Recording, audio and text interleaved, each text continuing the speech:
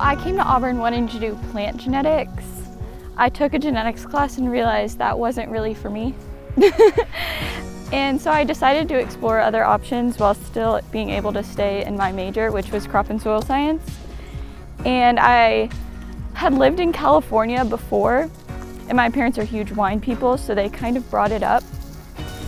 And I expressed an interest in that. And then the Ag Alumni Mentoring Program said that they had a mentor that made wine.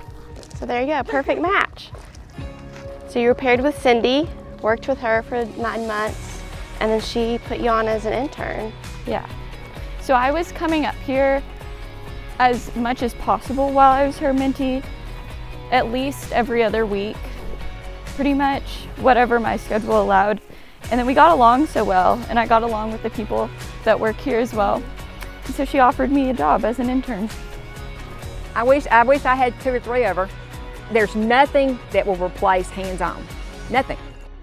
And you can learn all the book knowledge, and you can, and Alex would attest to this, you read all these things, but when you're actually in that vineyard and you're putting your hands on it, and they talk about the anatomy of the grapevine and the leaf and all that kind of stuff, but when you see it, it all makes sense.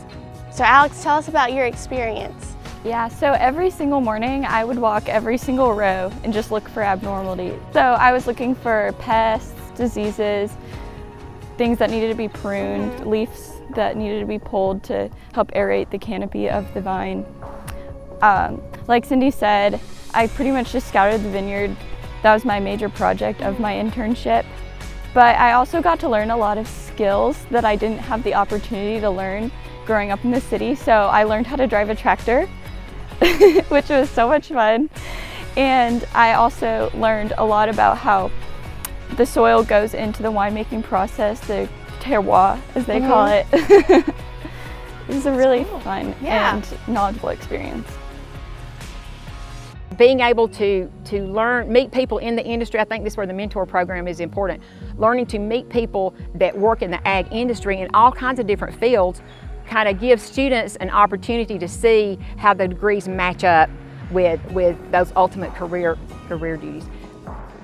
I certainly didn't know I was going to get an internship with Cindy or my prior mentor, Gordon Stone. And I actually got to go to DC with him to help lobby for agriculture.